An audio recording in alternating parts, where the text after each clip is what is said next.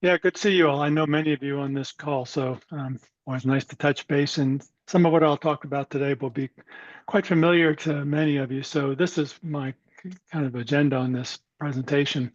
I'll go through the first parts pretty quickly, just as context settings. I know it'll be kind of a review for most of you on the call.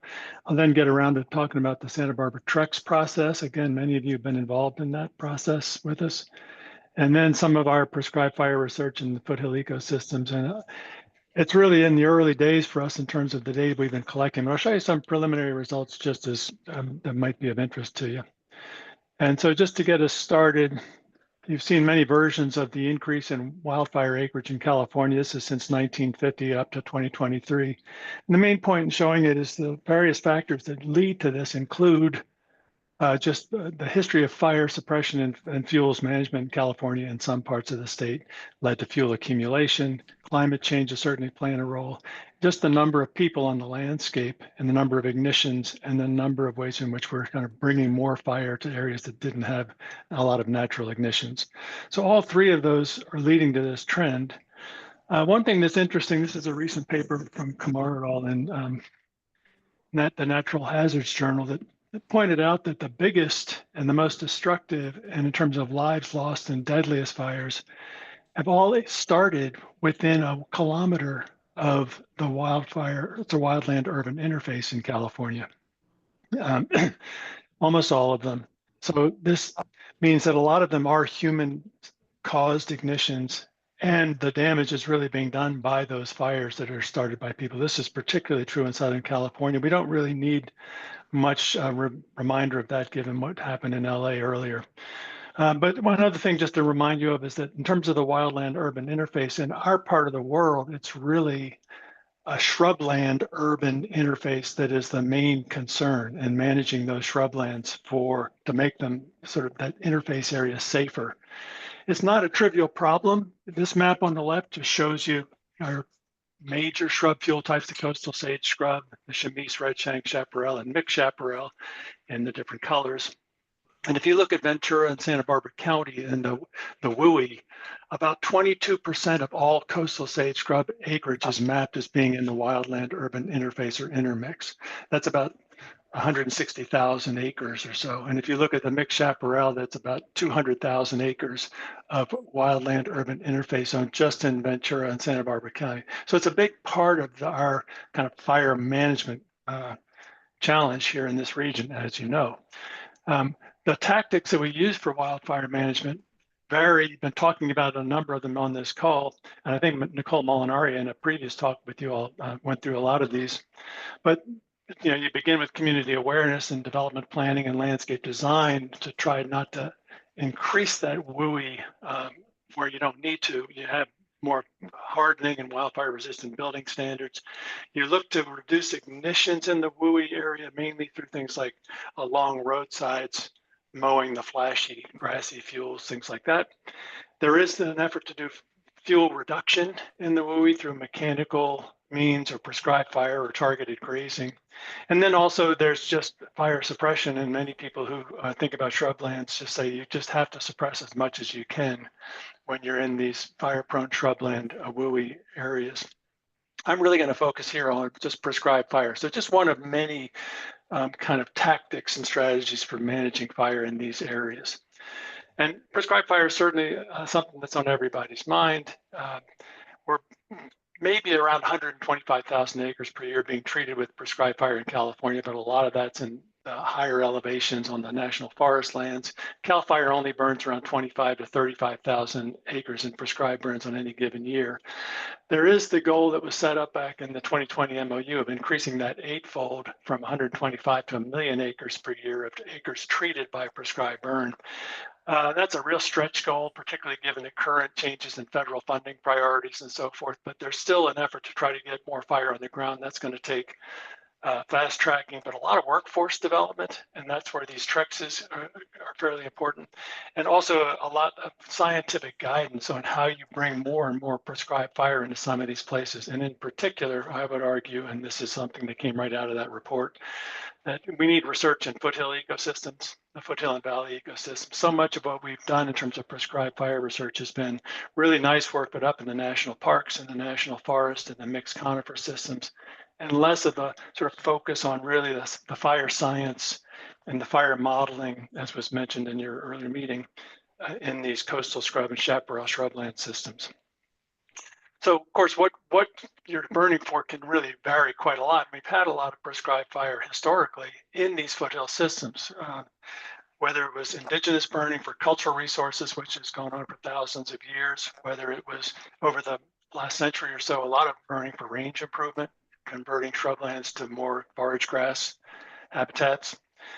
Fuel reduction is really the focus now for a lot of people to try to bring the risk of severe wildfires down in these WUI areas. And then also there is prescribed burning for biodiversity in foothill systems, for controlling nuisance weeds, for promoting certain fire-dependent plants and animals and so forth. The question in many ways is, are you really, can you meet multiple objectives with the right kind of prescribed fire program, or are you really reducing fuels at the expense of biodiversity, or are you promoting range, improving range at the expense of cultural resources and so forth? So what are the trade-offs in all of these kinds of prescribed fire objectives? So to me, that is a research question. What are the kinds of things that might help you look at those meeting different objectives and multiple objectives with prescribed fire in these foothill systems?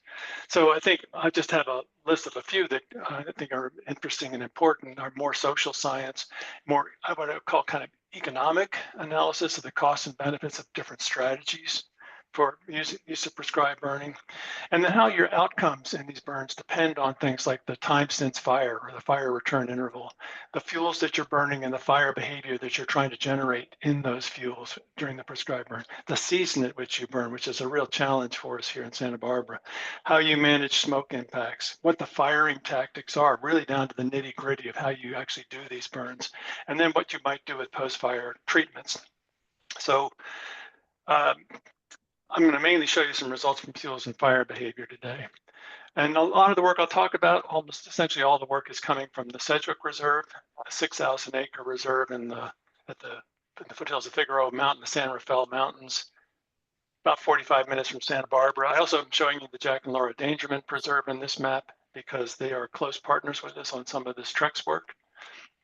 And then just to remind you what that looks like in terms of our fire history, Sedgwick is up against the Los Padres and up in against the Chaparral Zone, but we don't have a lot of fire history in Sedgwick until the lake fire this past summer, whereas the wildfire history, which is shown here in this map from 1950 on, where the warmer colors are the more recent burns, just shows you that we're certainly in an area where we have to think a lot about wildfire hazard. And then this is the map of the wildland urban interface and intermix in that same field of view. And you can see the areas like Santa Barbara, as you know, where you've got a lot of that purple wildland urban interface. And then we also have a lot of orange areas, particularly as you get up into the San Ynez Valley, up against Sedgwick, for example, the wildland urban intermix, where you have more houses distributed among wildland fuels. And so for Sedgwick, for example, if I'm sitting in southwestern Sedgwick looking north, I look across coastal sage scrub, grassland, oak woodland mosaics, up towards Figueroa Mountain and Zaca Peak into the more chaparral dominated areas. That would be kind of wildland. When I look to the west from that same point in Sedgwick, I see that coastal sage scrub, oak woodland, grassland mosaic up against housing, rural residential and suburban housing. In this case, it's the Woodstock subdivision, Woodstock Ranch subdivision. So this is where you have some interesting challenges in meeting public safety as well as other goals of prescribed fire. We've been working with Santa Barbara County, some of you are on the call, for 7 years to put together a vegetation management program of EMP. It's a 10-year programmatic permit that was signed by Santa Barbara County, CAL FIRE, and University of California about a year ago, in which we've targeted certain areas of Sedgwick's 6,000 acre property, which is shown in the green line here, for prescribed burning. And those burns are the blue areas that you see here, and mainly along the kind of western side of the reserve. And that's because of the county's concern to try to do fuel management next to the rural urban intermix. So I'll just for context show you a couple other things in this sort of complicated map. The green area to the west of Sedgwick is the Spalding Midland BMP, a ranch in the school property, Midland School, where they've also been doing prescribed burning for fire, for fuel management. The orange area is the actual lake fire perimeter in Sedgwick. So you can see as the lake fire burned in July, it burned up to, but not into areas that had been planned out for this 10-year programmatic burn process. And then the other little areas that you'll see are a darker blue-green up here in the northwest, and these little red areas, those are areas that we've actually burned in the last few years inside our BMP area, but using something called the training exchange or the TREX process. And just so you know what a TREX is, it's a training exchange. It really started in the Midwest with the Nature Conservancy and other partners promoting the return of prescribed fire into these more kind of prairie systems for biodiversity restoration. It's since expanded out across the whole U.S. There is a fairly active TNC USDA Forest Service partnership, and the TREX is just part of the PERFACT partnership. But there are now TREXs that may or may not involve TNC and the Forest Service. They're just training exchanges, and the idea behind these exchanges is to cooperative burning to achieve local community objectives. Experiential training as you're trying to build up a workforce to do more prescribed burning, to build a cadre of burn bosses and prescribed fire experts in these different communities. You can learn more about it through this Fire Learning Network if you want to hit that link at some point, firenetworks.org. So we've been working with the Nature Conservancy and Jack and Laura Dangermond Preserve in particular, Santa Barbara County Fire, many other partners, to have a few TREX events out at Sedgewick Reserve as we're trying to learn more, do more research around prescribed fire in these foothill systems. So we've had TREXs in November 22, 23, and 24. Each one of them is about 8 to 9 days, 40 to 45 trainees, 10 to 20 trainers. People like Paul Van Leer, who is on the call, will know this too well because he's been on our organizing committee for these things. And I'll tell you, it is a lot of work because you have people that you have to house and feed and train and keep safe for 8 to 9 day periods. And there's a lot of planning involved in conducting these burns. And so we do all that. It takes about 5 or 6 months to put all this together. We often have a lot of observers as well, researchers, media, and so forth. We provide financial support for participants, particularly Indigenous burners who need scholarship and stipend funds. And the local partnerships is the main thing I want to focus on here. This eye test is a list of the people that have been involved in these TREXs.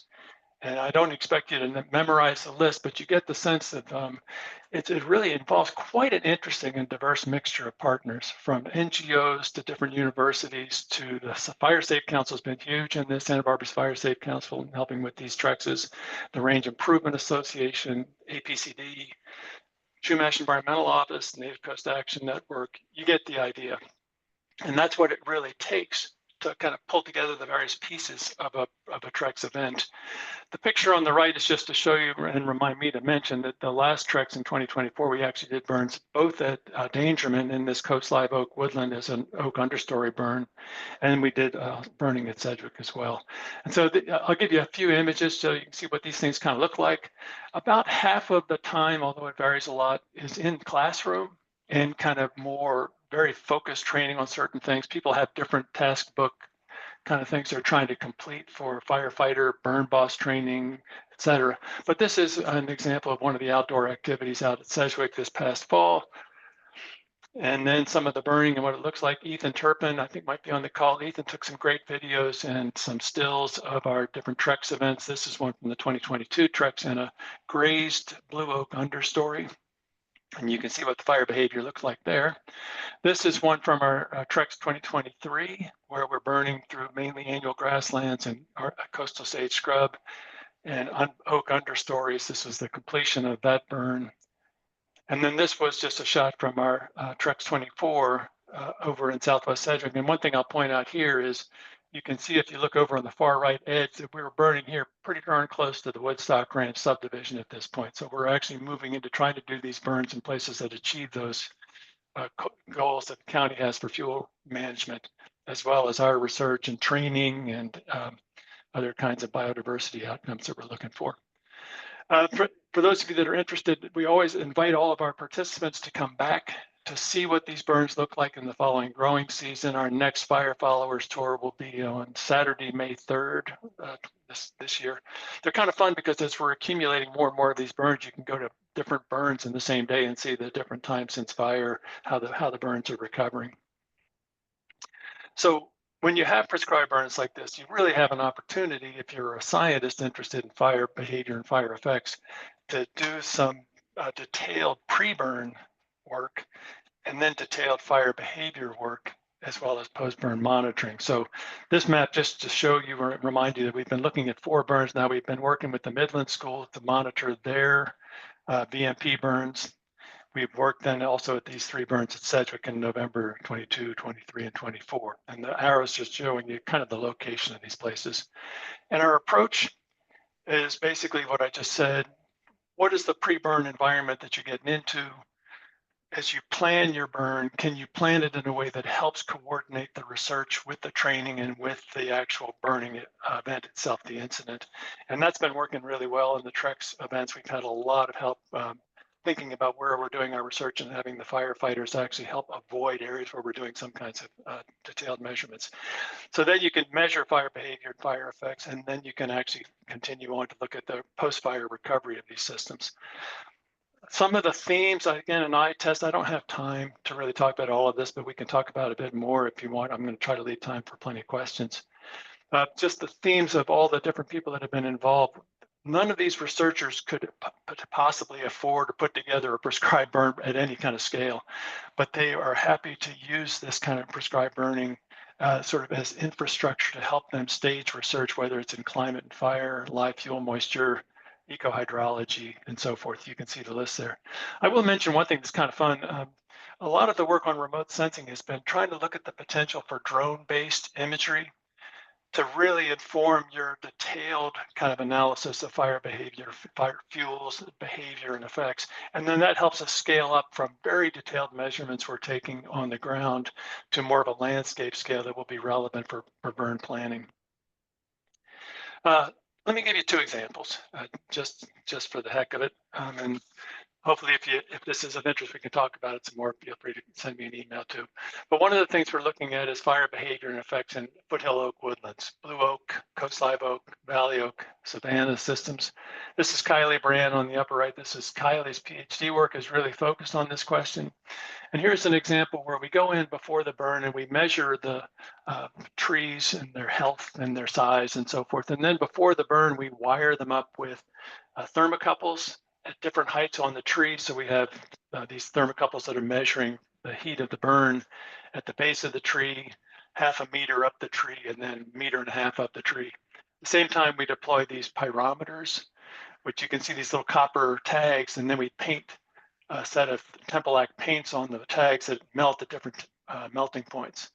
So depending on which paints melt, you can tell at least how hot the fire got at its maximum in that area. And you can deploy those in large numbers. The thermocouples, you don't have the ability to deploy quite so many.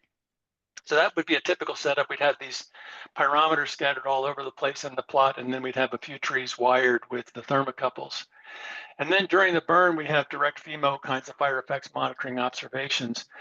In general, people tend to think of oak woodlands as being understory burns and relatively lower intensity burns. And I think in general that is true, but where we're burning in these coastal environments, sometimes there's actually a coastal sage understory. There's also lichens in some of the trees. And Rob can talk about this too, because he's been watching these burns. Sometimes when it's dry enough and warm enough, that fire will actually ladder up out of the ground layer up into the tree canopies and burn those lichens. And then those lichens will actually ignite the entire canopy of the tree. So what we thought was mainly going to be kind of watching ground fires in the oak understory sometimes actually goes to crown and something like this. I will say these oaks have proven to be pretty tough. We knew they were tough, but that oak in the center of this picture, actually I just visited it yesterday, is alive and is producing new foliage this year. So some simple kind of profiles of what a fire looks like in these oak woodlands based on what we see with the trees and the pyrometers and so forth really varies from one TREX event to the other. This is just showing the data from 3 of the 4 that we've done. What these mandolin plots basically show you the wider the figure is, the more of the temperatures fit into that bin in the fire. So maximum temperatures here on the left are in centigrade. I put a few Fahrenheits if you're not used to working in centigrade. So basically our fire temperatures on these trees, actually on the boles of the trees, are ranging from under 260 degrees to over 1400 degrees Fahrenheit on the tree. Most of them in the Trex burn were sort of in the 250 or to 500 degrees centigrade range. The Trex 22 Midland burn was warmer. Trex 22 was quite cool. That was a grazed understory. A lot of the grasses didn't even get hot enough to ignite. You can see kind of the ignition temperatures down at the base of this slide. And then Trex 23 was sort of a mixed bag of some very hot places and a lot of very cool places. This just is, I'm gonna skip this one pretty quickly, but the green lines are showing you x-axis being the maximum temperatures that you'd expect on the trees. What people have generally reported for oak woodlands, and they expect them to be around 200 degrees centigrade. And what we've seen is it really varies. Some of them are much hotter than that, and some of them are much cooler than that, with different kinds of effects as a consequence. This is the kind of post-burn, this the spring after the Trex 22 burn, but then you can see right after the burns for Midland and Trex 23 and 24, just to give you sort of a feel for what these environments look like. The trees are, we go back and we measure scorch heights on the boles of the trees. We measure canopy scorch and things, and then we try to see to what extent these trees are recovering. I'll just give you kind of one quick punchline from these studies so far. The trees can take quite a lot of heat when they're large overstory trees. They have thick bark, they're fire resistant. We did see a surprising amount of mortality. This is higher than background mortality, which is the numbers in the parentheses for control plots over the same year. But we come back the spring after the burn. What we found was in our 22 Trex, about 13% coast live oak mortality and 3% blue oak mortality, which is higher than for the coast live oak and Midland and Trex. You get the idea from the numbers. They're low, but they're higher than background rates by quite a bit. Interestingly, the trees that seem to be the dying trees are the ones that were in the poorest condition before the burn. So there's a bit of thinning that's going on, a bit of culling that's going on here. And also most of the mortality doesn't occur because the fire hit the tree, it's because the fire burned the base of the tree and an existing fire scar burned into the middle of the tree and toppled the tree at the base. So a lot of it's related to fire burning into a fire scar and then mechanically weakening the tree where it falls over. So that's just a couple of insights from the oak woodland work we've been doing so far. Let me show you a little bit from coastal sage scrub. These are the kinds of systems we're working in, California sagebrush in this case. Note that there's quite a lot of grass in these systems. They're fairly open shrublands. A lot of the same technology, thermocouples to measure fire temperatures over in a time series, the pyrometers for maximum temperatures. One thing we've done in this coastal scrub, because we're interested in effects on seed banks and resprouting of the shrubs and so forth, is we've been looking at soil temperature profiles as well. So this little wooden stake on the right is actually high temperature thermocrons or eye buttons, where we put that stake and we insert it into the soil before the burn. And then that stake is reading temperatures over the course of the burn. I'll show you what some of those data look like.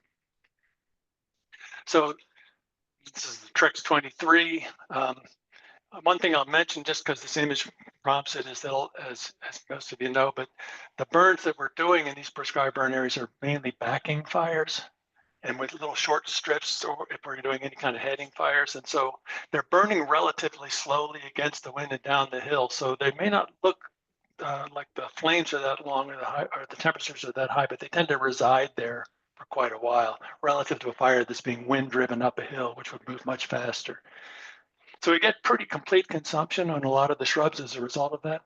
And our fire behavior to date, when we just sort of pull it all together, looks something like this with flame lengths of 4 to 10 feet.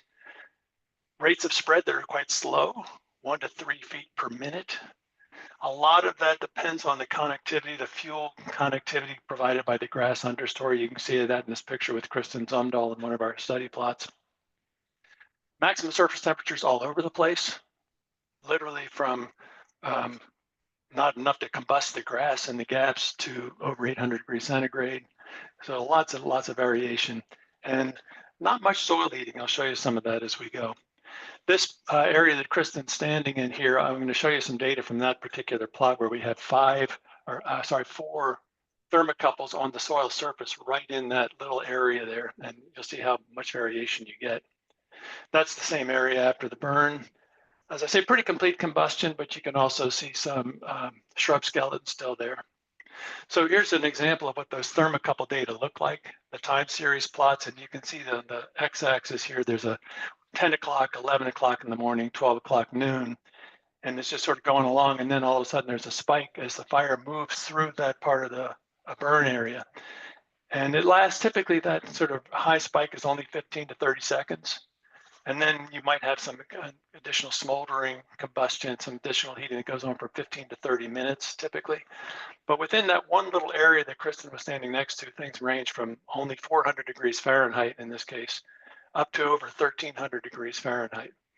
So temperature's hot enough to melt aluminum, temperature's barely enough to do any ignition, all within an arm's reach of one another. I'll show you another couple of interesting insights. This is some work we're doing with Carla and Joanna Tang at Midland School. The little yellow symbols in the drone images that you see on the top from 2 different transects are just showing you where we've deployed some pyrometers. And one area was dominated by purple sage and the other by California sagebrush.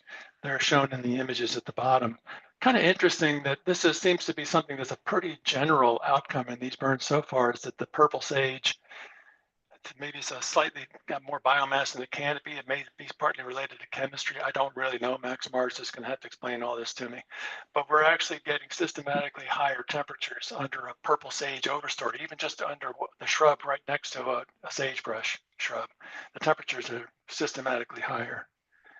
I wanted just to mention soil heating for those of you who think about these things like the recovery of the ecosystem, where a lot of that depends on how hot the soil gets, affecting the roots and the seed banks. And one of the things we've seen in the coastal scrub, those, as I mentioned, the fire kind of goes, it's hot for about 15 to 30 seconds and maybe the smoldering for another 15 minutes. But the temperatures in these dry soils, when we're burning in the fall, that dry soil is such a thermal insulator that that heat just doesn't get down very much into the soil. So here's an example from this particular, this is pretty typical of what we're getting. That thermochron that's at about 1.75 inches below the soil surface is the one on the top of the stake there. You can see that this is its temperature profile as the fire went through. It takes a while for the heat to diffuse down from the soil surface. It never got hotter than about 45 degrees or around 125 degrees Fahrenheit, which isn't very hot. And then you can see by the time you get down to the next one down, which is a little bit close to 10 centimeters, around 4 inches, that really only got up to about 32 degrees centigrade. And it took a little bit longer as the heat diffuses down, and it stays warm for, these are minutes on the x-axis. So these things do stay warm for a very long time. They never get extremely hot though. And then at the deepest, you never got really hotter than the air temperatures, to tell you the truth, much more than about 25 degrees C, a little bit hotter than air temperature, and it takes a long time to cool down. So that kind of helps explain why in many ways, even though the fires look very hot, we tend to get a lot of recruitment back out of the seed banks if there are seeds buried a little bit shallower in the soil. And often you can get some shrubs to recover. So here's an example of one of those transects from Midland with purple sage mixed in with some sagebrush right before the burn. And that's right after the burn. We go back and do a lot of post-burn fire severity measures. You can see the brown areas and the black areas where you have almost no consumption at all, just bare soil, very cool spots, and then the hot spots under the shrubs.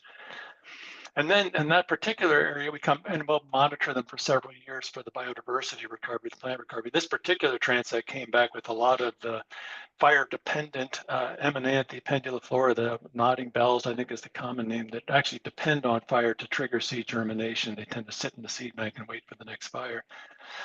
So the lesson so far from these coastal scrub burns, to me, is just how much variation there is, and we've got a lot to learn about it. These are all burns that took place in November, all on the same soil type, all within spitting distance of one another in terms of the kind of environmental conditions. But the Midland burn looked quite different than our Trex 22, looked quite different than our Trex 23. Just to give you some numbers, sorry for the eye test, but just a couple things I'll emphasize. if you look at the bottom, you'll see how many seedlings you produced after these burns the following spring. And 2 out of 3 burns, we had pretty good seedling recruitment. In the Trex 23, almost none. Resprouting by the shrubs. 2 of the burns, we had pretty much what's been reported in other parts of the literature. About half the shrubs were able to resprout, purple sage and California sagebrush less so. But in the Trex 23, no resprouting of any of the shrubs. And then so our native cover was much higher in 2 than in the 3rd burn. So this is, I think a lot of this could be related just to how hot that Trex 23 burn was. But the other kicker here is that the Trex 23 is an area that hadn't burned in over 75 years. Very old shrubs with a lot of dead fuel in the understory, whereas the Midland burn and the Trex 22 were places that burned in 1999. So much less time since fire, younger shrubs, more probably, you might say some seed banks that probably had very different composition than the seed banks in the 2023 Trex. So just some things to wrap up. I hope this gives you a little feel anyway for the kinds of things we're up to in these Trex burns, the Trex process. First of all, we'll certainly see more prescribed burning. We need research in the foothills. So far, all we can tell you is we're getting really good data that we're going to begin to scale out now using some of the drone imagery and so forth, but we're getting really variable fire behavior and fire effects, even in similar environments and in the same season. So it would be interesting to be able to look at this under alternative seasonal burns and so forth. And then back to the Trex, I just would say these have been really interesting to me, really educational, and they really are a model if you want to try to think about community engagement in the fire management process. You get a lot of community engagement, a lot of crosstalk between different groups, a lot of professional training, educational and research opportunities. But they do indeed require a lot of time and resources to do it. So on that, I'll just end with this slide just to point out where some of our resources are coming from to help do the research we're doing associated with these prescribed burns, and also to just thank all the firefighters in Santa Barbara County and other places that are helping us do this research while they're also doing their prescribed burn work. So with that, I'll close and take questions if you have any questions about this process, and I'll have happy